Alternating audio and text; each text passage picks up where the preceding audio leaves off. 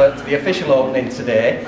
I'll pass you over to Lisa, who's just going to do an introductory bit, and then I'm going to talk a little bit about my experience of being on this site over the last 30 odd years. Thank you. First of all, so my name is Lisa Mulherry. I'm a Leeds City Councillor and I'm the Executive Member for Health, Wellbeing and Adult Social Care at Leeds City Council.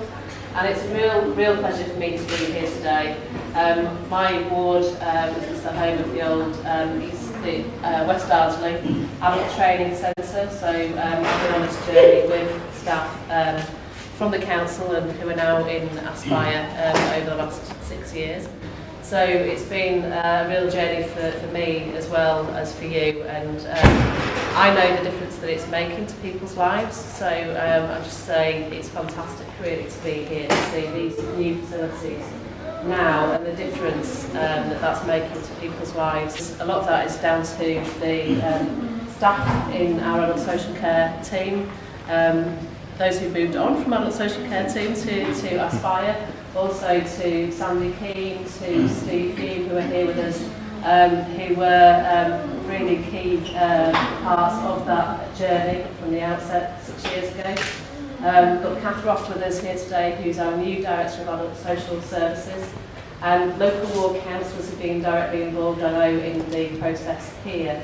And if my colleague Councillor Ogilvie just gives away, he took us on this journey as well as my predecessor. I'm really pleased to be here today to open this new centre with you as part of our Fulfilling Lives Service. I thought it would be timely really to reflect on that journey that we've been on over the last 6 years. Since 2009, the Learning Disability Day Service Modernisation Project has transformed day service opportunities for over 560 adults in Leeds with learning disabilities. 6 years ago, as you know, our Learning Disability Day services consisted of 8 segregated, poorly maintained buildings, mostly located away from the local community. They offered an institutionalised model of care, with each centre attended by over 100 customers each day.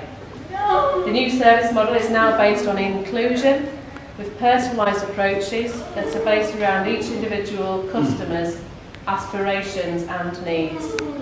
Services are now delivered in modern, beautiful, fit-for-purpose buildings located in the heart of their local communities. The projects have delivered a wide range of new choices and opportunities for greater integration and community participation. This beautiful building here today offers excellent facilities for some of our citizens with the most complex needs. And I'm delighted that Leeds City Council is able to offer such great facilities for people in this city. So on that note, can I thank you all for being here to celebrate this opening with us today, and I'll hand back to Andy before we cut the ribbon. Okay, thank you. And for those people I've not met before, my name's Andy Rawnsley. I'm the Chief Executive of Aspire, and myself and the other 700 members of staff who used to be part of adult social care moved out on the 1st of August to become our own social enterprise. Just very briefly,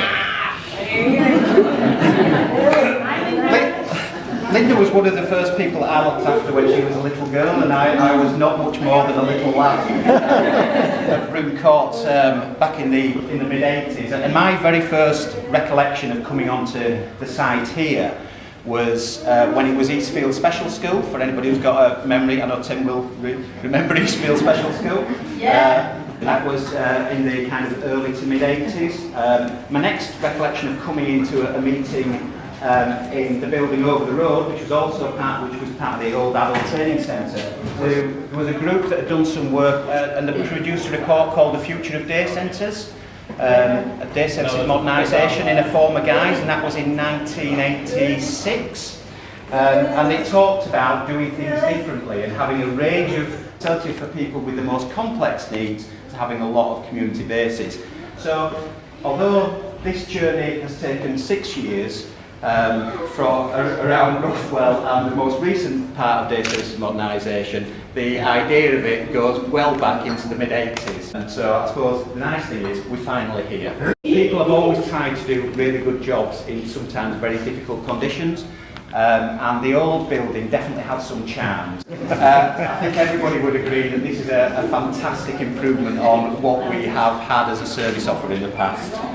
But really, although we celebrate the fact that it's the opening of the building, everything about the service that we offer and the development of this building is actually down to people, and it's actually always going to be people in the kind of work that we do that is the most important thing. So there are some specific thank yous that I just want to do before we get onto the ribbon cutting. I want to thank Ivan and Noreen for all the work that they have done on articulating the needs of the client side in terms of this development.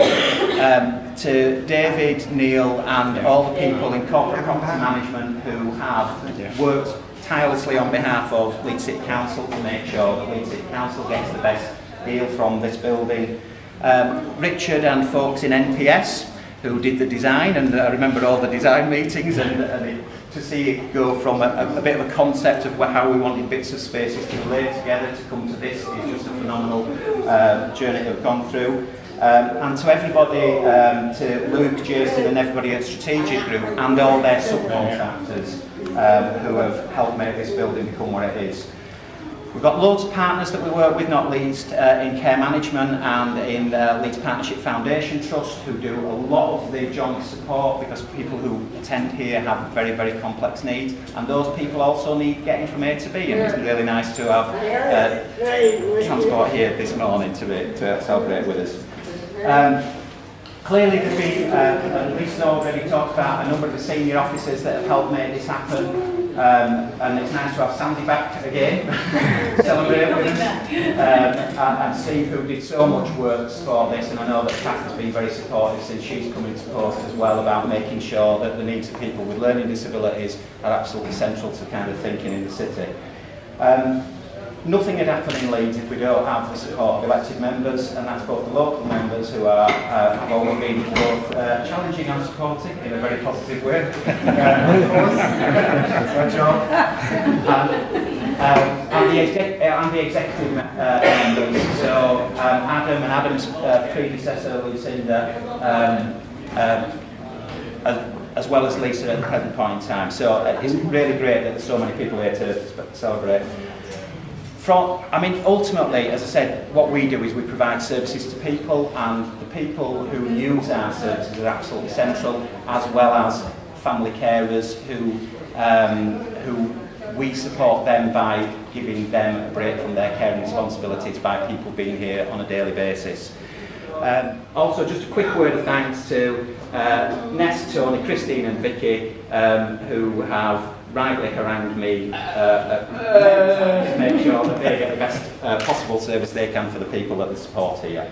And finally, I just want to say a huge thank you to the patience and resilience of staff. I think if I'd have had to go up to West Arsley and say, you're going to spend another Christmas there, I think I'd have been in right trouble now. So I really do appreciate the resilience. If we can just invite James forward. 1, 2, 3, look this way, James.